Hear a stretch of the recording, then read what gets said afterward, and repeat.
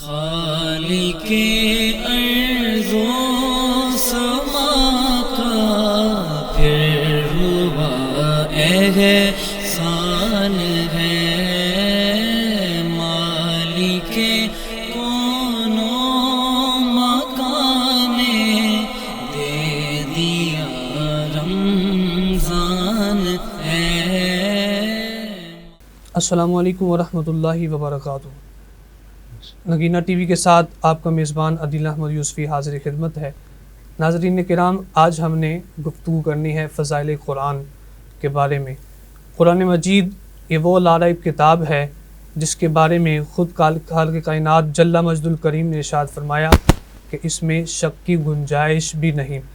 اور شک کیسے ہو سکتا ہے کہ جس کو نازل فرمانے والا خود رب العالمین ہو اور لانے والے جبرائیل امین علیہ السلام ہو، اور جن پر نازل ہوئی وہ حضرت سیدنا محمد رسول اللہ رحمۃ للعالمین صلی اللہ علیہ وآلہ وسلم ہو۔ یہ وہ کتاب ہے کہ 14.5 صدیاں بیت چکی ہیں لیکن اس کی مثل کوئی نہیں لا سکا۔ یہی وجہ ہے قرآن مجید نے چیلنج فرمایا کہ اس کتاب کی مثل کوئی 10 صورتیں لے آؤ، ایک صورت لے آؤ، ایک آیت ہی لے آؤ، لیکن اہل عرب کے بڑے بڑے فصحاء، بلغاء، شعراء وہ اس کی مثل ایک آیت بھی نہیں لا سکے۔ وہ لوگ جو اپنے شعراء پر فخر کرتے تھے، لیکن جب قرآن مجید کا نزول ہوا، قرآن مجید نازل ہوا تو وہ ششدر رہ گئے کہ یہ کتاب وہ عظیم ہے کہ جو کلام اللہ ہے، کسی بشر کا کلام نہیں۔ اور اسی قرآن مجید کی فضیلت کے بارے میں ہم نے آج اپنی گفتگو کرنی ہے۔ ہمارے نگینہ اسٹوڈیو میں ہمارے پاس تشریف لائے عظیم 2 مذہبی اسکالر، جن میں پہلے میں تعارف کرواتا ہوں مفتی اسلام صاحبزادہ مفتی خلیل احمد یوسفی صاحب، آپ تشریف فرما ہیں، اور جناب مفتی اسلام مفتی محمد صادق فرید سیدی صاحب، آپ تشریف فرما ہیں۔ تو گفتگو کا آغاز صاحبزادہ مفتی خلیل احمد یوسفی صاحب سے میں کرتا ہوں۔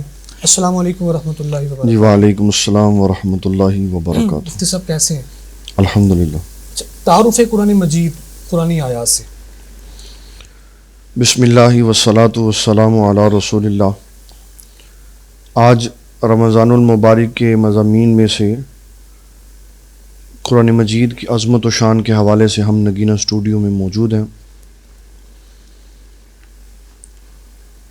قرآن مجید فرقان حمید کا تعارف کروانے سے پہلے میں شکریہ ادا کرتا ہوں نگینہ ٹی وی والوں کا، جی جنہوں نے ایک بار پھر ہمیں نگینہ سوشل ویلفیئر سوسائٹی اور انجمن اشاعت دین اسلام کے تحت چلنے والے اس خوبصورت پلیٹ فارم پہ گفتگو کرنے کا موقع دیا۔ الحمدللہ۔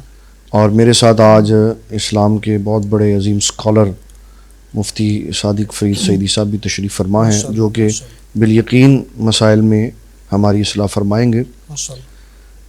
قرآن مجید فرقان حمید اللہ تعالیٰ جل مجدہ الکریم کی کتاب عظیم ہے۔ سبحان اللہ۔ اس کی ابتدا میں اللہ تعالیٰ نے فرمایا ہے لا ریب فیہ، سبحان اللہ۔ اس میں شک شبے کی کوئی گنجائش نہیں۔ سبحان اللہ۔ قرآن مجید کا تعارف اور اس کی تاریخ سنانے سے پہلے میں یہ بتانا ضروری سمجھتا ہوں، قرآن مجید اللہ تعالیٰ کی نازل کی ہوئی کتاب اور صحیفوں میں سے سب سے آخر میں نازل ہونے والی کتاب ہے۔ ماشاءاللہ۔ اس سے پہلے 110 صحیفے اور 3 کتابیں نازل ہوئیں۔ ماشاءاللہ۔ تو کیا یہ پہلے کلام اللہ پہلے موجود تھا ان کتابوں سے پہلے؟ جی، قرآن مجید سے پہلے 3 کتابیں موجود تھیں اور 110 صحیفے موجود تھے، وہ سارے ہی اللہ تعالیٰ کا کلام تھے۔ سبحان اللہ۔ لیکن اللہ تعالیٰ جل مجدہ الکریم نے جو شان، جو مرتبہ قرآن مجید کو عطا فرمایا وہ کسی کو نہیں دی۔ سبحان اللہ۔ سبحان اللہ۔ پہلے انبیاء کرام علیہم السلام جن پر کتابیں نازل کی جاتی تھی ان کو یاد ہوتی تھی، یا ان کی نیابت میں جو رسول اور نبی اس کتاب کی ترویج و اشاعت کرنے والے ہوتے تھے ان کو یاد ہوتی تھی۔ ٹھیک ہے، امتیوں کو وہ صحیفے اور کتابیں یاد نہیں ہوتے تھے۔ ٹھیک ہے۔ یہ قرآن مجید کا اعجاز ہے سبحان اللہ۔ کہ اللہ تعالیٰ جل مجدہ الکریم نے قرآن مجید امت مسلمہ اور امت محمدیہ صلی اللہ تعالیٰ علیہ وسلم کے لیے آسان کر دیا۔ سبحان اللہ۔ جو شخص بھی اس کو یاد کرنا چاہے، حفظ کرنا چاہے، قرآن مجید اس کے سینے میں اتر جاتا ہے۔ سبحان اللہ، سبحان اللہ، اللہ تعالیٰ جل مجدہ الکریم نے قرآن مجید کی حفاظت کا ذمہ خود لیا۔ سبحان اللہ، ارشاد باری تعالیٰ ہے انا نحن نزلنا الذکر و انا لہ لحافظون، سبحان اللہ، ہم نے اس ذکر کو نازل کیا اور ہم ہی اس کے محافظ ہیں۔ سبحان اللہ، اس کی حفاظت کا مطلب واضح کرنا بڑا ضروری ہے کہ اس کے حفاظت کرنے کے جس مضمون کو اللہ تعالیٰ نے بیان کیا وہ کیا ہے۔ اس کا مطلب یہ ہے کہ قرآن مجید بدلا نہیں جا سکتا، بدلا نہیں جا سکتا، قرآن مجید بدلا نہیں جا سکتا، اس کا یہ مطلب قطعاً نہیں ہے کہ اس کے اعراب نہیں بدلے جا سکتے، اس کے لفظ نہیں بدلے جا سکتے۔ بڑے بڑے دشمنان دین پیدا ہوئے اسلام میں، جب وہ ملکوں کے حکمران بنے، انہوں نے اپنی طاقت کی وجہ سے سالوں اپنے ممالک میں قرآن مجید کے اوپر پابندی لگا دی۔ اچھا، قرآن مجید نہ صرف رکھنا پڑھنا بلکہ قرآن مجید شائع کرنا بھی جرم بن گیا ہوا تھا، اللہ اکبر، اللہ، اور کئی ملکوں کے سربراہ اس طرح کے بھی تھے، انہوں نے لفظوں میں تحریف کر کے اپنے نام شامل کروا دی۔ اللہ، جس طرح شام کا سربراہ جس کا نام اسد البشار ہے، اس نے قرآن مجید میں یہاں تک تحریف کی کہ قل هو اللہ احد کی جگہ اس نے قل هو اللہ اسد لفظ تبدیل کروا دی۔ استغفر اللہ، تو یہ جو لفظی تبدیلی ہے یا ایک قرآن مجید کے مصحف میں تبدیلی ہے، یہ مراد نہیں ہے۔ اس سے مراد یہ ہے کہ اللہ تعالیٰ جل مجدہ الکریم نے جو قرآن مجید نازل کیا، جو لوح محفوظ پر ہے، یہ تا صبح قیامت ایسے ہی رہے گا۔ جب بھی دنیا کے مسلمانوں کو اکٹھا کر کے قرآن مجید سنا جائے گا تو سب ہی قل هو اللہ احد پڑھیں گے سبحان اللہ، کہ اللہ تعالیٰ کے اس نازل کیے ہوئے قرآن مجید کو کوئی ضائع نہیں کر سکتا۔ سبحان اللہ، سبحان اللہ، اپنی اپنی طاقت کے اوپر اگر کسی نے گھمنڈ کرتے ہوئے اس کو بدلنے کی اپنے ملکوں میں یا اپنی جگہوں پر کوشش کی تو اللہ تعالیٰ نے ان کو نیست و نابود کر دیا۔ سبحان اللہ، اسی طرح قادیانی بھی ہیں، وہ بھی قرآن مجید میں نبی صلی اللہ تعالیٰ علیہ وسلم کی ذکر کی آیات کی جگہ غلام احمد قادیانی کا ذکر کرتے ہیں، وہ بھی تحریف کر رہے ہیں۔ اللہ، تو مطلب اور معنی یہ ہے کہ قرآن مجید کو اس کی حقیقت کے ساتھ باقی رکھنا یہ اللہ تعالیٰ کی عظمت و شان ہے۔ سبحان اللہ، اگر چند بندے اس کو بدل لیتے ہیں تو قرآن مجید پوری دنیا میں ایک ہی جیسا رہے گا۔ قرآن مجید ڈائریکٹ اترتا رہا یا کسی سبب سے کوئی فرشتہ لے کر آتا رہا؟ امام بخاری رحمۃ اللہ علیہ نے بخاری شریف میں قرآن مجید کے اترنے کے طریقہ کار بیان کیے۔ ام المومنین سیدہ عائشہ صدیقہ رضی اللہ تعالیٰ عنہ کی حدیث مبارک ہے بخاری میں، بدء الوحی کے باب میں، رسول اللہ صلی اللہ تعالیٰ علیہ وسلم کی کیفیت بیان کی کہ جب آپ پر نزول وحی ہوئی تو ان وحی کے طریقوں میں سے سب سے مشکل اور تکلیف دہ اور سخت طریقہ جو تھا یہ سلسلۃ الجرس تھا۔ سلسلہ الجرس، علامہ غلام رسول سعیدی رحمۃ اللہ علیہ نے نعمت الباری میں اس کی وضاحت کرتے ہوئے یہ لکھا کہ رسول اللہ صلی اللہ تعالیٰ علیہ وسلم پر 11 طریقوں کے اوپر وحی نازل ہوئے، جن میں سے چند طریقے میں آپ کی خدمت میں عرض کرتا ہوں۔ جبرائیل وحی لے کے آئے، جی، کبھی جبرائیل علیہ السلام اپنی روحانی کیفیت میں آئے، سبحان اللہ، کبھی اصلی کیفیت میں آئے، سبحان اللہ، کبھی کسی انسان کی شکل میں آئے جو غیر معروف تھی، سبحان اللہ۔ کبھی کسی معروف انسان کی شکل میں آئے جیسے داہیہ قلبی کی شکل میں آئے۔ فرشتے تو نوری مخلوق ہوتے ہیں، تو بشری لبادہ وہ کیسے کیا کر سکتے ہیں؟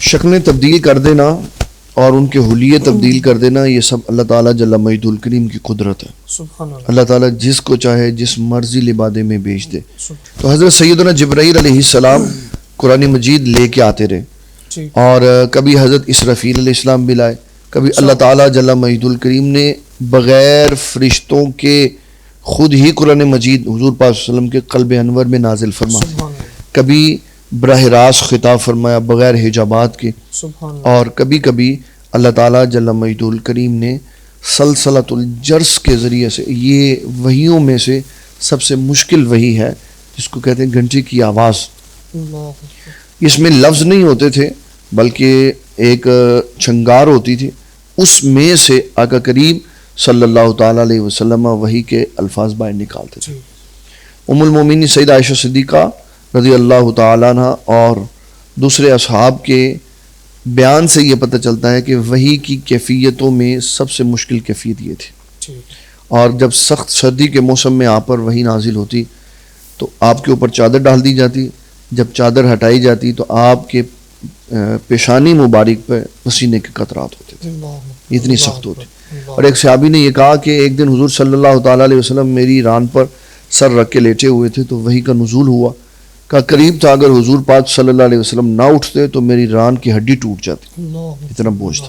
تو وہ سارے انوار و تجلیات اللہ تعالیٰ جل مجید الکریم کی طرف سے علوم و معارف کے جو اترے, ان کی سختی آپ نے اپنے قلب مبارک پر برداشت کی اور امت کو آسان کر کے کوشش.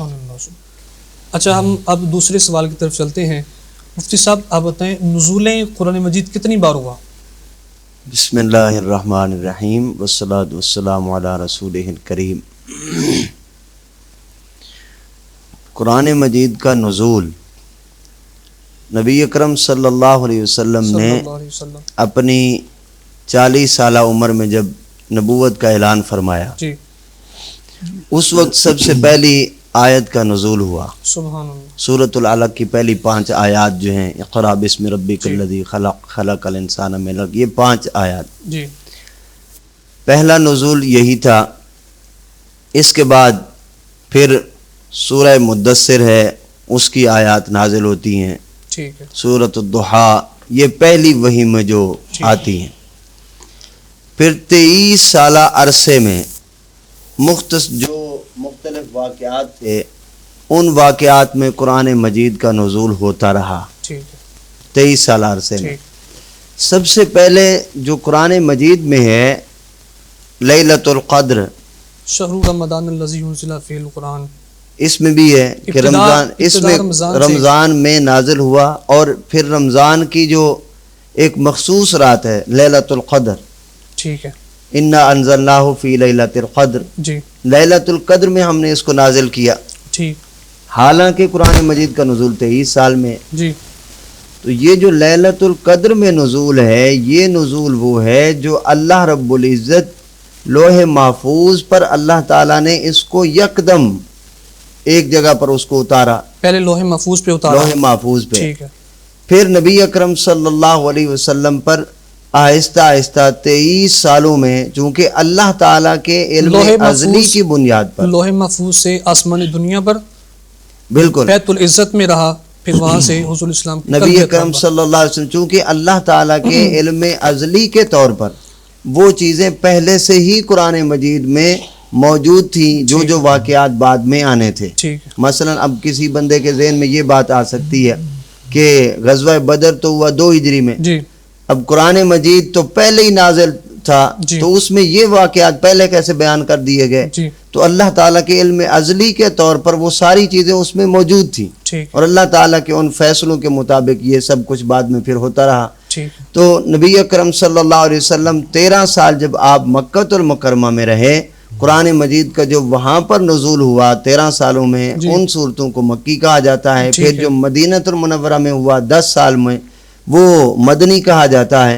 ان 23 سالہ عرصے کے اندر قرآن مجید جو ہے وہ مختلف واقعات میں مختلف صورتوں اور آیتوں کے طور پر جو بھی آیت نازل ہوتی یا صورت نازل ہوتی, نبی پاک صلی اللہ علیہ وسلم اسے ایک مضمون کے طور پر ان مضامین ان صورتوں کے بیچ میں رکھوا دیتے, حتیٰ کہ صورتوں کے نام اور ان آیات کی ترتیب بھی نبی کریم صلی اللہ علیہ وسلم نے اپنی طرف سے عطا فرما دی. آپ نے ہی خود عطا فرمائی تھی؟ خود عطا فرمائی نبی اکرم صلی اللہ علیہ وسلم نے. اور جب کسی صورت کا نزول ہوتا, آیت کا نزول ہوتا, اس کا طریقہ کار یہ تھا کہ جب کوئی آیت نازل ہوتی, نبی پاک صلی اللہ علیہ وسلم صحابہ کرام کو ارشاد فرماتے وہ آیت, تو صحابہ کرام اس آیت کو لکھتے, لکھنے کے بعد مسجد نبوی میں ایک جگہ مخصوص کی ہوئی تھی, وہاں پر وہ رکھ دی جاتی. صحابہ کرام نمازوں کے اوقات میں آتے اور اس کو نقل کر کے لے جاتے, اور گھروں میں جا کے اس کو حفظ کرتے, اس کو یاد کرتے, اور نماز کے وقت اس کو پڑھا بھی جاتا. اور پھر سب سے بڑی بات یہ, اس کے نزول کے بعد دیکھیں, اب کسی بندے کو ایک چیز, مثلا آپ کو الحمدللہ رب العالمین یاد ہو پوری کی پوری, غیر المغضوب علیہم ولا الضالین آمین تک یاد ہے سورۃ الفاتحہ.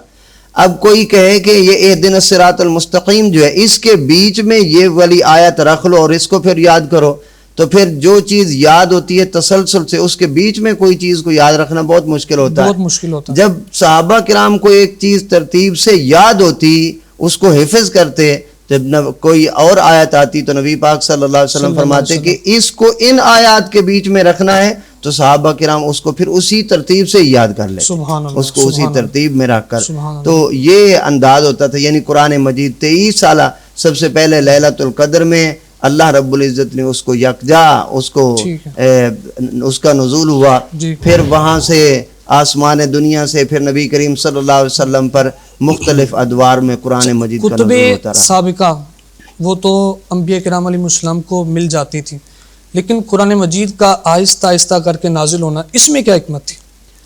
اس میں یہ ہے کہ نبی اکرم صلی اللہ علیہ وسلم کے جو بھی معاملات، چونکہ آپ صلی اللہ علیہ وسلم کا ٹکراؤ ایک بہت بڑی طاقت کے ساتھ تھا، بہت بڑی قوت کے ساتھ تھا. تو جو واقعات کا نزول، جو واقعات کہیں پر کوئی معاملات ہوتے تو نبی اکرم صلی اللہ علیہ وسلم فوری طور پر ایک حکمت عملی کے طور پر اس کا مکمل اس وقت جواب ارشاد فرماتے. اور پھر یوں محسوس ہوتا، حالانکہ قرآن مجید پہلے لکھا ہوا ہے، لیکن اس وقت محسوس یہ ہوتا کہ گویا کہ اسی واقعے کو یہاں پر بیان کیا جا رہا ہے. سبحان اللہ، یہ اعجاز ہے قرآن مجید، یہ قرآن مجید کا اب بھی اعجاز جب ہم ہے. پڑھتے ہیں تو یہی چیز محسوس ہوتی ہے. بالکل ایسے ہے. اور قرآن مجید کو اللہ رب العزت نے جہاں فرمایا وَأَنزَلْنَا إِلَيْكَ الْكِتَابَ بِالْحَقِّ مُصَدِّقًا لِمَا بَيْنَ يَدَيْهِ مِنَ الْكِتَابِ وَمُهَيْمِنًا، ہم نے اس کتاب کو پچھلی کتابوں کی تصدیق کرنے والا بنا کر بھیجا ہے. سبحان اللہ. اب تصدیق کا کیا مطلب ہے؟ حالانکہ ہم یہ کہتے ہیں کہ جو کتابیں دوسری ہیں، مثلا تورات ہے، زبور ہے، انجیل ہے، وہ اپنی حالت پر نہیں رہی.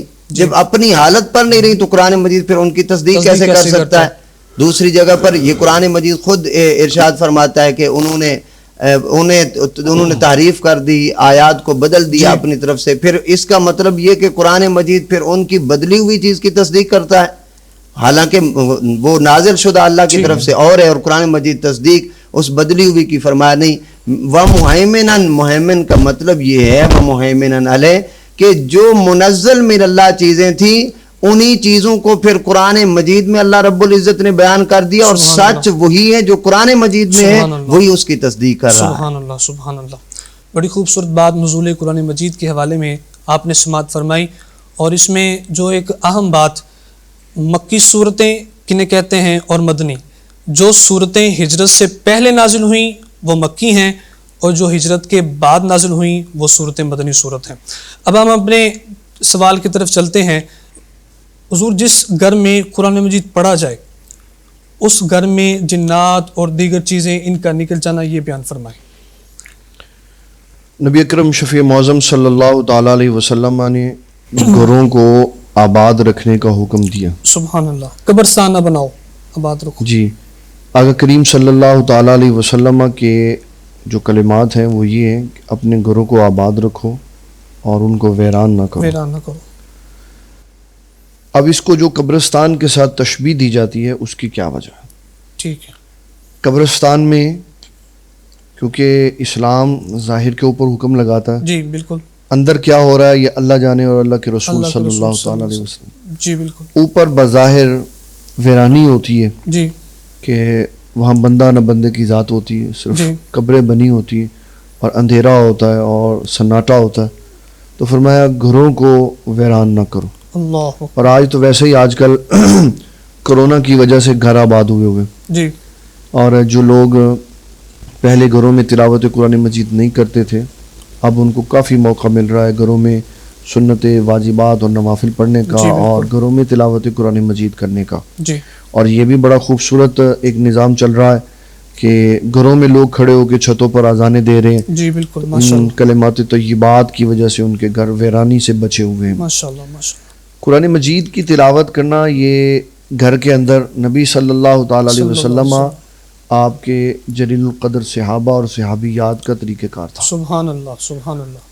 حضرت سیدنا ابو بکر صدیق رضی اللہ تعالیٰ عنہ نے سب سے پہلے، امام بخاری نے لکھا بخاری شریف میں کہ سب سے پہلے حضرت ابو بکر صدیق نے مکی زندگی میں ایک مسجد بیت بنائی تھی سبحان اللہ، جس میں آپ اپنے گھر میں تلاوت قرآن مجید کرتے. سبحان اللہ سبحان اور کافروں کو ان کی تلاوت سے بہت خطرہ تھا. سبحان اللہ. کیونکہ آپ بڑے خوبصورت تھے چہرے کے اعتبار سے. سبحان اللہ. ہیں ایسے دنیا میں بدبخت لوگ جو ابو بکر صدیق رضی اللہ تعالیٰ عنہ کے بارے میں یہ کہتے ہیں جی. کہ وہ بندہ کتنا خوبصورت ہوگا جس کے چہرے پہ چچک کے داغ ہوں. استغفر اللہ استغفر. یہ ان کی خوب سے باطنی.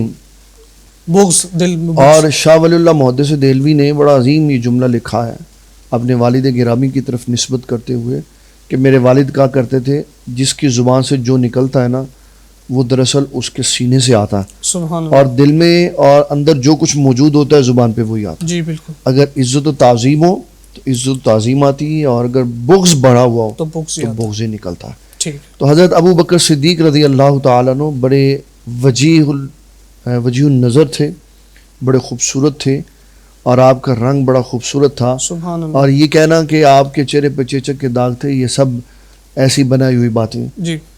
نہ آپ کے چہرے پہ کوئی خرابی تھی, نہ آپ کے ایمان اور عقیدے میں کوئی خرابی بے تھی. شک بے شک. اول المسلمین میں حضرت ابو بکر صدیق ہیں. سبحان اللہ سبحان. اور آپ کے لیے یہ جملہ ساری کائنات سے افضل ہے. سبحان آپ اللہ. افضل الخلق بعد الانبیاء ہیں. سبحان اللہ. اور اس سے بھی بڑی بات یہ ہے کہ آپ کی ذات, آپ کی صفات, آپ کے معاملات اتنے عظیم اور اعلیٰ ہیں کہ نبی صلی اللہ تعالیٰ علیہ وسلم نے زندگی بھی اپنے ساتھ گزارنے کا موقع دیا, سبحان اللہ. اور قبر میں بھی آپ کو اپنے ساتھ ہی جگہ تھا. سبحان اللہ. ہر حالت میں. ہر حالت میں. سبحان اللہ. ہمارے بابا جی نگینہ صاحب رحمۃ اللہ علیہ, آپ حضرت ابو بکر صدیق رضی اللہ تعالیٰ عنہ کا ذکر بڑے احسن اور خوبصورت انداز میں کیا کرتے تھے. سبحان اللہ.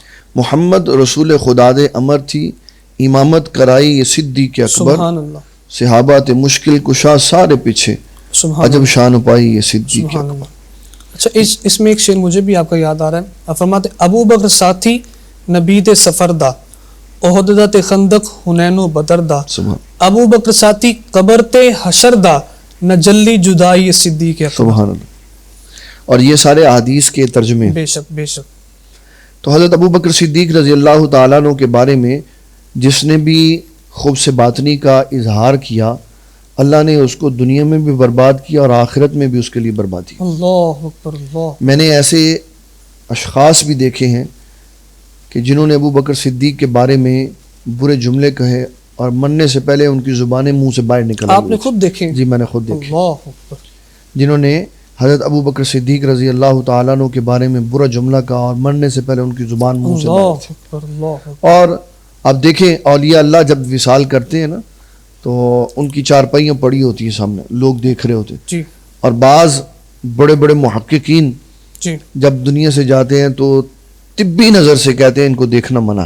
اللہ اب وہ کیا ہے, اس کی وجہ کیا؟ اس کی وجہ کیا ہے کہ کوئی کام کیا ہوگا ایسا جس کی وجہ سے طبی طور پر منع کر دیا گیا کہ اس کو دیکھنا نہیں, پتہ نہیں اندر انسان بھی رہ گیا کہ نہیں رہ گیا. اللہ اللہ. جی اس لیے صحابہ کرام رضوان اللہ تعالیٰ علیہ مجمعین کے بارے میں ہمیشہ ہمارے بزرگوں نے یہی بات بیان کی ہے کہ جس نے نبی صلی اللہ تعالیٰ علیہ وسلم کے ساتھ وابستہ رہ کر زندگی گزاری اس کا ذکر ہمیشہ ادب و احترام سے کرنا. اس جو بغض صحابہ رکھے اس کو دنیا میں ہی عذاب آ جاتا ہے. جی اس کو دنیا میں بھی عذاب آتا ہے اور آخرت میں تو اس کا نہ ختم ہونے والا عذاب. جی آپ کا تلاوت ابو بکر حضرت سیدنا ابو بکر صدیق رضی اللہ تعالیٰ عنہ آپ بہت اچھے قاری تھے. سبحان اللہ سبحان اللہ. اور مشرکین مکہ کو یہ خدشہ پڑ گیا کہ حضرت ابو بکر صدیق کو اگر ہم نے تلاوت سے نہ روکا تو ہمارے بچے ان کی تلاوت سن کر کہیں اسلام میں داخل نہ ہوں. واہ جی واہ. اس سے یہ پتہ چلا کہ قاری کا خوش لحان ہونا بہت ضروری. سبحان اللہ. اور جتنی بھی انتظامیہ کے افراد میری بات سن رہے ہیں ان کو یہ چاہیے اپنی مسجدوں میں ائمہ اور امام تراویح جی وہ رکھیں جو خوش لسان ہو, سبحان اللہ. خوبصورت تلاوت کرنے والا ہو. اور میں نے یہ اپنے تجربے سے یہ دیکھا ہے کہ جن مسجدوں میں امام نماز پنجگانہ جی اچھی آواز والے ہوتے ہیں یا جی. امام تراویح اچھی آواز والا ہوتا ہے, جی. اس کی قرات اچھی ہوتی ہے, اس کا لہجہ اچھا ہوتا ہے, جی. وہاں نماز پڑھنے والوں کی تعداد میں اضافہ ہو جاتا ہے. سبحان اللہ. اور جہاں بے سرا صاحب بندہ لگا ہوتا ہے بغیر تجوید و قرات کے, وہاں نمازی بالکل بیزار کھڑے ہوتے ہیں اور وہ قیام بھی ان کے لیے دقت کا باعث ہوتا ہے. اور جہاں قاری بڑی اچھی آواز میں گفتگو کر رہا ہوتا ہے اور تلاوت قرآن مجید کر رہا ہوتا ہے وہاں لوگ ذوق اور شوق سے. اور میں نے جامع مسجد محمد ابو بکر صدیق جو ہمارا مرکز اسلام ہے اس میں قاری خلیل احمد یوسفی صاحب جب تلاوت قرآن کرتے ہیں تو میں نے دیکھا وہاں پر دوران نماز لوگوں کی آنکھوں سے آنسو جاری ہوتے عام لوگوں کے نہیں، خاص جو علم والے ہیں ان کی بھی آنکھوں سے آنسو جاری ہوتے ہیں. ہاں آپ کا تجربہ اس کے ساتھ ہے کہ علم والوں کی آنکھوں میں آنسو آتے ہیں. میرا تجربہ اس سے علیحدہ ہے. عام لوگوں کی آنکھوں میں بھی آنسو آتے ہیں، خاصوں کی آنکھوں میں بھی آنسو آتے ہیں، کیونکہ قرآن مجید کے جو لفظ ہیں ان کے اندر اللہ نے ایسی نورانیت رکھی ہوئی ہے کہ جن کو معنی سمجھ آتے ہیں اس پر بھی اثر ہوتا ہے، اور جن کو معنی سمجھ نہیں آتے لفظ بھی ان کے اوپر اثر کیا کرتے ہیں بات ہے. اور ان کی آنکھوں سے آنسو جاری ہوتے ہیں. گھر میں قرآن مجید جی حضرت سیدنا ابو بکر صدیق رضی اللہ تعالیٰ عنہ، آپ نے یہ جو گھر میں تلاوت قرآن مجید والا سلسلہ رکھا ہوا تھا، جی. یہ صرف آپ ہی کے ساتھ خاص نہیں تھا، بلکہ ایک حدیث شریف میں آتا ہے حضرت اسعید بن حضیر رضی اللہ تعالیٰ عنہ، آپ ساری رات تلاوت کرتے، سبحان اللہ، ساری رات. ساری رات. کیا اور یہ صحابہ کا مشغلہ تھا کہ ہمارے پاس رات کو واٹس ایپ اور فیس بک ہوتا جی تو یقین مانے ساری رات اس پہ گزر جاتی. جی بالکل ایسے. تو ان کے پاس قرآن مجید ہوتا تھا تو ساری رات ان کی اس میں سبحان گزر جاتی اللہ. تھی. قرآن ہمیں سے اس سے لذت ملتی ہے، ان کو اس سے لذت ملتی تھی. سبحان اللہ سبحان. تو حضرت اسعید بن حضیر رضی اللہ تعالیٰ عنہ، آپ نے جب رات کو تلاوت شروع کی تو کچھ منظر اس طرح کا تھا کہ بیٹا ساتھ لیٹا ہوا تھا، سویا ہوا تھا، اور گھوڑا بھی بندھا ہوا تھا. جی تو جب آپ تلاوت کرتے تو آسمان سے روشنی نیچے آ جاتی. ٹھیک ہے. آپ کو یہ خدشہ ہوتا کہ کہیں جانور بدک نہ جائے اور بچے کو نقصان نہ پہنچے. ٹھیک. تو جب روشنی قریب آتی تو آپ تلاوت روک دیتے، ٹھیک. پھر روشنی واپس چلی جاتی. پھر آپ نے بالآخر بار بار کے ان معاملات سے تلاوت بند کر. آسمان سے روشنی آتی. جو آسمان سے روشنی آ رہی تھی جب آپ تلاوت بند کر دیتے تو واپس چلی جاتی، ٹھیک ہے. پھر کرتے پھر آ جاتے تو آپ نے تلاوت بند کر دی. صبح نبی صلی اللہ تعالیٰ علیہ وسلم کی بارگاہ میں عرض کی تو آقا کریم صلی اللہ تعالیٰ علیہ وسلم نے فرمایا آپ جب تلاوت کرتے تھے تو آپ کی تلاوت سننے کے لیے آسمان سے فرشتے آتے تھے. سبحان اللہ سبحان اللہ. تلاوت قرآن مجید کے وقت فرشتوں کا نزول ہوتا ہے. جی. اور حضور صلی اللہ تعالیٰ علیہ وسلم نے ان سے فرمایا کہ اگر آپ صبح روشنی طلوع ہونے تک تلاوت قرآن مجید کرتے رہتے تو وہ جو نورانی مخلوق آ رہی تھی، فرمایا وہ فرشتے تھے، آپ کے علاقے کے لوگ فرشتوں کی زیارت کرتے. سبحان اللہ سبحان اللہ. انسانی نظر فرشتوں کو دیکھ سکتی؟ وہ فرشتے اس وقت اپنی اصلی کیفیت میں نہیں تھے، ٹھیک ہے، وہ کسی اور شکل میں تھے. کسی اور شکل میں. تو جب فرشتہ اپنی اصلی حیت میں نہ ہو تو پھر اس کو دیکھا جا سکتا. اچھا مفتی صاحب، گھر میں قرآن مجید پڑھنے سے ہمیں کیا فائدہ ہوگا؟ جنات وغیرہ کا اثر نکل جائے گا اور جو لوگ دیگر معاملات میں پریشان ہوتے ہیں. جنات کے بارے میں یہ بات ذہن میں رکھیے گا علامہ صاحب کہ جنات ہمیشہ وہاں آتے ہیں جہاں لوگ نہیں ہوتے، ٹھیک ہے، جہاں ویرانی ہوتی ہے. جہاں لوگ آباد ہو وہاں نہیں آتے. لوگ آباد ہوں وہاں جنات آ جاتے ہیں. جہاں ویرانی ہو، ویرانی سے مراد ہے وہاں اللہ تعالیٰ کا ذکر نہ ہو تو جنات وہاں آ جاتے ہیں. ٹھیک ہے. اور میں اس سلسلے میں اپنے جواب کے بعد مفتی صاحب سے بھی گزارش کروں گا وہ بھی اس پہ مزید روشنی ڈالیں. ٹھیک. تو جنات عموماً سب سے پہلے تو ہمیں یہ بات سمجھنی چاہیے کہ جنات کی کیٹیگریز کیا ہے. ٹھیک. جس طرح ہمارے مخلوقات میں مسلمان غیر مسلم سب موجود ہیں، اسی طرح جنوں میں مسلم غیر مسلم موجود ہیں. ٹھیک ہے. اور پھر مسلمانوں میں بھی دیوبندی، وہابی، شیعہ، بریلوی اور اسی طرح کے مکاتب فکر سے تعلق رکھتے ہیں جن سارے. جنوں میں بھی یہ موجود جی ہے. جنوں میں بھی یہ سارا کچھ موجود ہے اور مختلف کیفیتوں نظریات والے جن ہوتے ہیں. پھر جنوں کے اندر ہی اپنی کئی کیفیتیں ہوتی ہیں، کوئی بہت چھوٹے ہوتے ہیں، کوئی بہت بڑے ہوتے ہیں، اور ہر شکل اختیار کرنے کی ان کو اللہ تعالیٰ کی طرف سے اجازت ہوتی ہے. طاقت والے بھی ہوتے ہیں، کمزور بھی ہوتے ہیں. اس کا پورا تفصیلی جو لٹریچر ہے، آرٹیکل ہے، وہ میرے والد گرامی رحمۃ اللہ علیہ نے تفسیر الباری میں لکھا ہے، جہاں جنات کا ذکر آتا ہے بخاری میں، وہاں سورۃ الاحقاف کے تفسیر میں لکھا ہوا، تو اس سے ہمیں کافی ساری مدد مل سکتی ہے.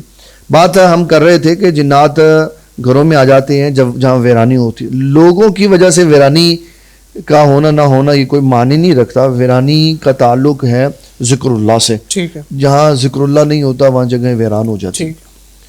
اور وہ دل بھی ویران ہو جاتے ہیں جہاں اللہ کا ذکر نہیں ہوتا. ٹھیک. تو اگر کسی گھر میں تلاوت قرآن مجید ہو، نوافل پڑھے جاتے ہوں، عبادات کی جاتی ہوں، تو اس گھر میں جن نہیں آتے، اور اگر موجود بھی ہوں تو چلے جاتے ہیں. مجھے قبلہ بابی سرکار رحمۃ اللہ علیہ کا قول ایک یاد آ رہا ہے. آپ فرمایا کرتے تھے قرآن مجید کی تلاوت کرنے سے جن نہ صرف گھروں سے بلکہ بندے کے دل سے بھی نکل جاتا ہے. بڑی بات. قرآن مجید کی تلاوت ہمیشہ ہمیں کرتی رہنی چاہیے. جی مفتی صاحب، قرآن مجید کی سورۃ الفاتحہ، اس کے بارے میں اس کی فضیلت جو حدیث میں حضور الاسلام نے بیان فرمائی ہیں، وہ وضاحت سے ہمارے ناظرین کو ارشاد فرمائیں کہ ان مشکل حالات میں ہم بیماریوں کے اندر اسیر ہیں، تو ہم اس سے نکلنے کے لیے اس کا استعمال کس طریقے سے کر سکتے ہیں؟ سورۃ الفاتحہ ترتیب کے اعتبار سے، نزولی ترتیب نہیں بلکہ جس ترتیب سے قرآن مجید لکھا گیا ہے، تدوین کے اعتبار سے سب سے پہلی صورت ہے سورۃ الفاتحہ. سورۃ الفاتحہ. ٹھیک ہے. اور نبی اکرم صلی اللہ علیہ وسلم نے فرمایا کہ یہ صورت ہر بیماری کی دوا ہے، سبحان اللہ. ہر بیماری کے لیے شفا ہے سبحان اس صورت کے اندر.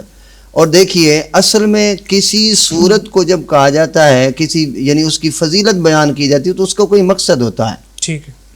قرآن مجید جس چیز پر سب سے زیادہ زور دے رہا ہے وہ اللہ تعالیٰ کی توحید، نبی کریم صلی اللہ علیہ وسلم کی رسالت. جی.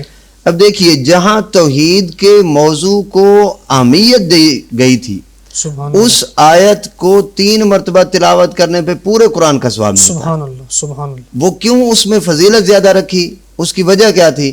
وجہ یہی تھی کہ اس میں جس نظریہ جو رکھا گیا تھا اس کی اہمیت تھی، ٹھیک. اس کی وجہ سے اس کے پڑھنے کو بھی فضیلت دی گئی. سبحان اللہ. اسی طرح دیکھیں سورۃ الکہف ہے، سورۃ الکہف کا پورا مضمون جو بیان ہو رہا ہے، جی. اس کے آخر میں جو قرآن مجید نے ارشاد فرمایا، اس کی وجہ کیا ہے سورۃ الکہف کو پورا بیان کرنے کی؟ جی. فرمایا اولئک الذین کفروا بآیات ربہم ولقائہ. جی. حقیقت اس میں یہ بیان کی گئی کہ اس نظریے کو بیان کیا جائے کہ تم نے مرنے کے بعد اٹھنا ہے. جی بالکل. جس طرح اصحاب کہف جو ہیں 309 سال ایک غار میں سوئے رہے، اس کے بعد اللہ رب العزت نے ان کو پھر زندہ فرمایا، جس طرح مثال کے طور پہ پھر اس کے بعد فرمایا کہ اس کو پڑھا جائے. اب یہی اس کے لیے حکم ہے کہ جو شخص سورہ کہف جمعے کے روز پڑھتا ہے، اللہ رب العزت اس جمعہ سے لے کر اگلے جمعہ تک اس کو ہر مصیبت کی پناہ عطا فرما دیتا ہے. سبحان اللہ. سبحان اللہ. اب اس کو یہ کیوں اس کی اہمیت دی گئی؟ کیونکہ اس میں نظریہ اہم تھا. جی.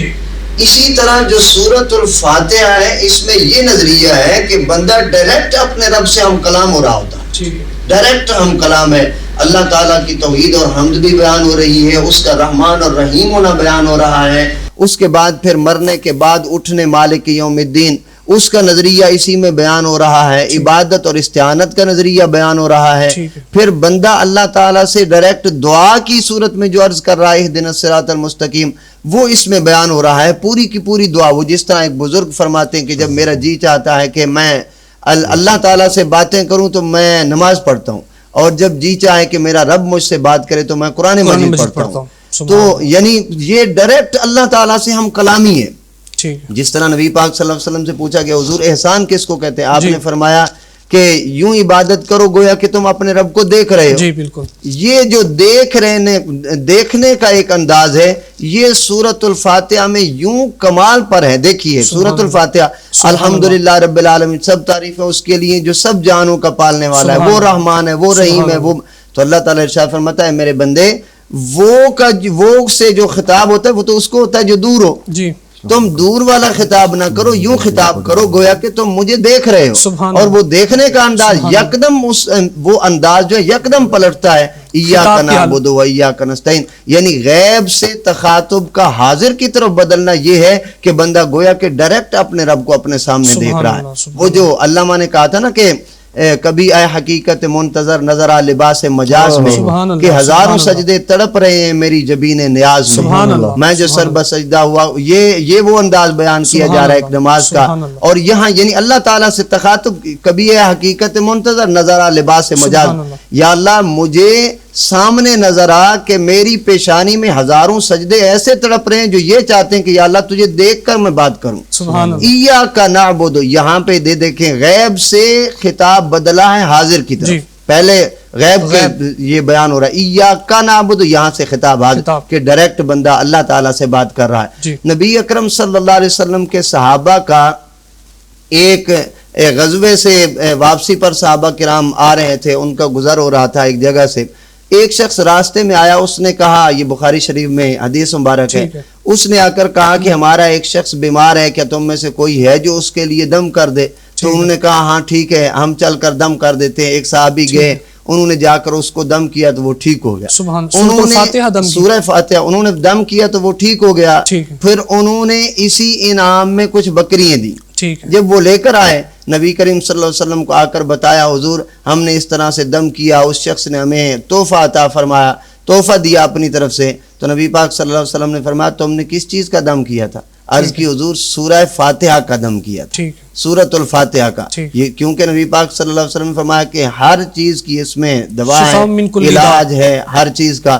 تو آقا علیہ الصلوۃ والسلام نے فرمایا کہ وہ جو تمہیں وہاں سے حصہ ملا ہے، جو اس سے تمہیں دم کرنے کی وجہ سے جو کچھ تمہیں ملا تحفے میں، کیا اس میں ہمارا بھی حصہ ہے؟ سبحان اللہ، میں نے عرض سبحان کی اللہ۔ حضور یہ تو ہم بھی آپ کے لیے ہیں، ہمارا مال بھی آپ کے لیے ہے۔ سبحان یعنی اللہ۔ نبی اکرم صلی اللہ علیہ وسلم نے پھر اس چیز کو پسند فرمایا۔ اچھا، اس سے پتہ آج بھی چلا دیکھیں جنات کا مسئلہ ہو یا کسی شخص کو اب دیکھیں کوئی بچہ ضد کر رہا ہے، یعنی رو رہا ہے، چپ ہی نہیں ہو رہا، دودھ نہیں پی رہا، آپ اس کے لیے درود پاک پڑھیں، اس کے بعد سورہ فاتحہ پڑھیں۔ سبحان اللہ۔ سورہ فاتحہ کے بعد 7 مرتبہ سورۃ العصر پڑھیں، سبحان والعصر ان الانسان لفی خسر، پوری سورت پڑھ کے پھر ایک مرتبہ درود پاک پڑھ کے ایک پھونک ماریں، اس طرح 3 دم کریں، وہ رونے والا بچہ خاموش ہو جائے گا۔ سبحان اللہ، جو سبحان بچہ دودھ نہیں پی رہا وہ دودھ بھی پیے گا۔ سبحان اللہ۔ تو سورۃ الفاتحہ جس دم میں دیکھیں، اسی سبحان طرح اللہ۔ بچہ کوئی ڈر رہا ہے تو سورۃ الفاتحہ پڑھیں۔ ہر بیماری کا علاج۔ سورۃ الفاتحہ پڑھنے کے بعد جو قل اعوذ برب الفلق ہے، قل اعوذ برب الناس ہے، جی۔ یہ صورتیں پڑھ کر اس کو دم کریں۔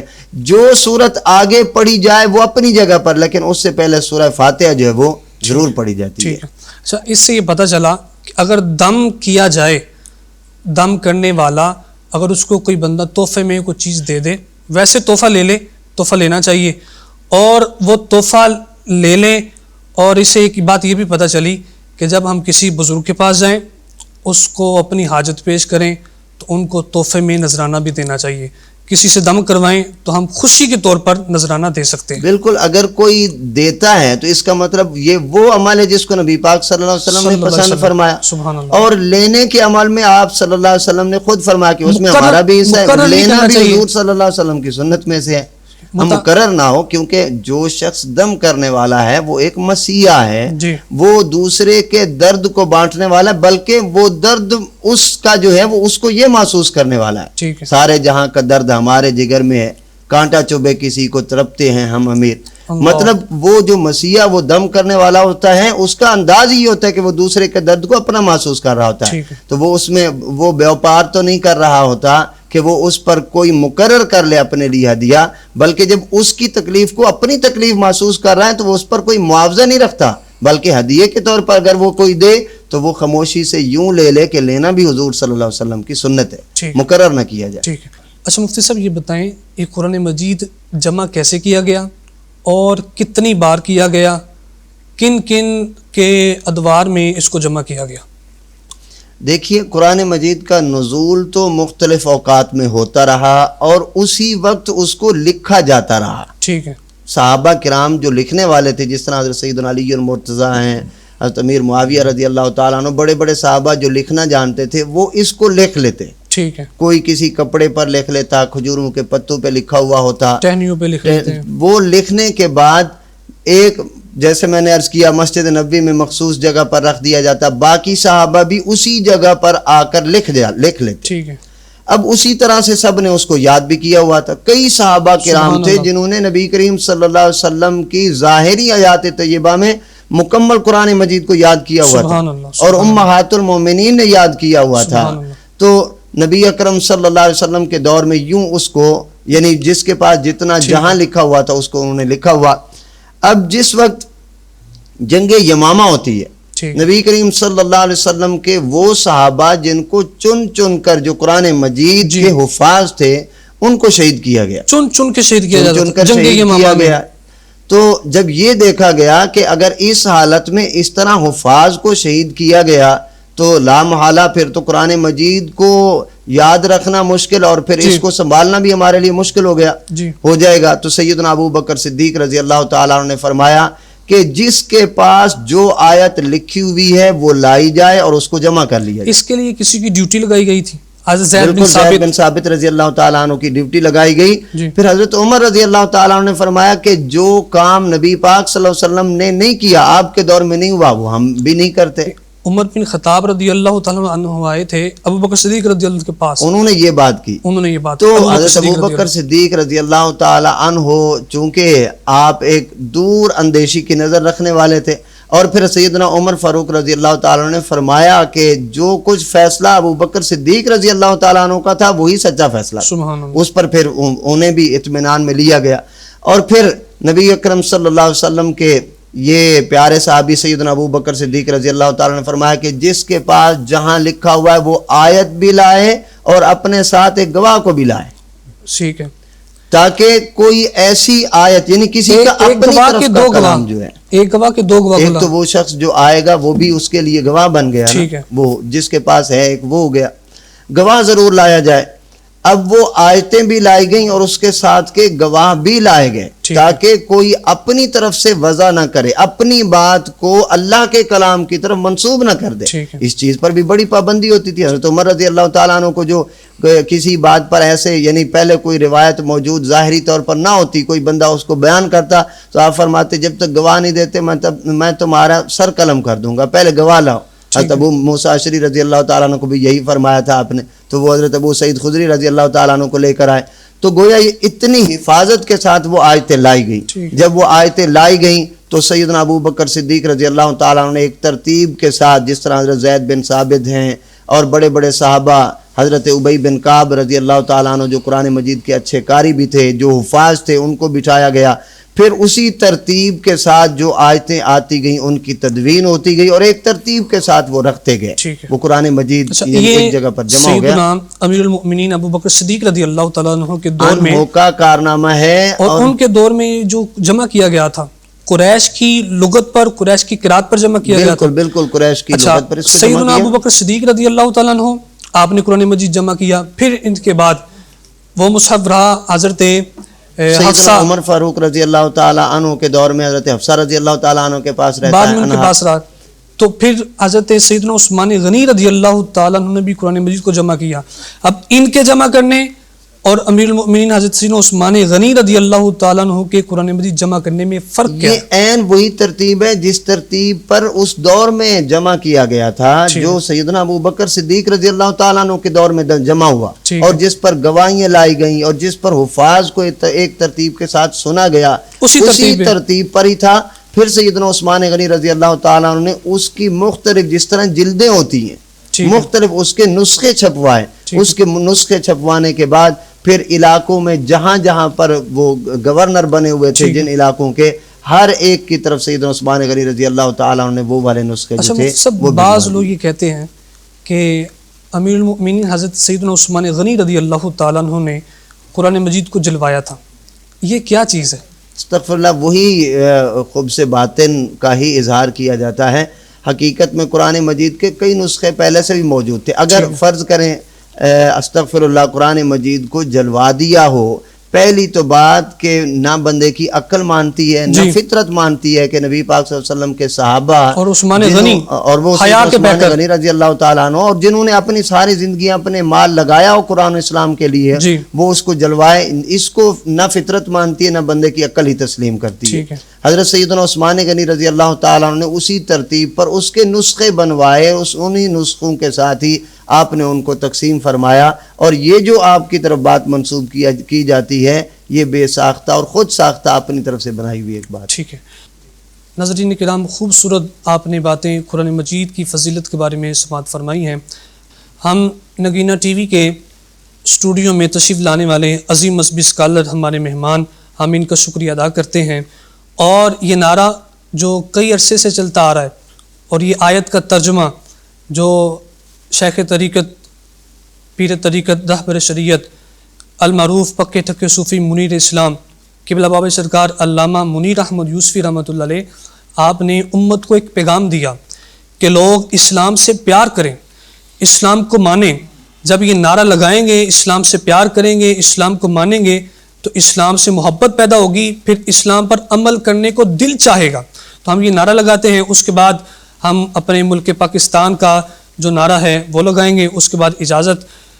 ہم سب مل کر یہ نعرہ لگاتے ہیں مجھے دین اسلام سے پیار ہے. پاکستان کا مطلب کیا؟ لا الہ الا اللہ محمد رسول اللہ. السلام علیکم ورحمۃ اللہ. خالق ارض و سما کا پھر ہوا احسان ہے، مالک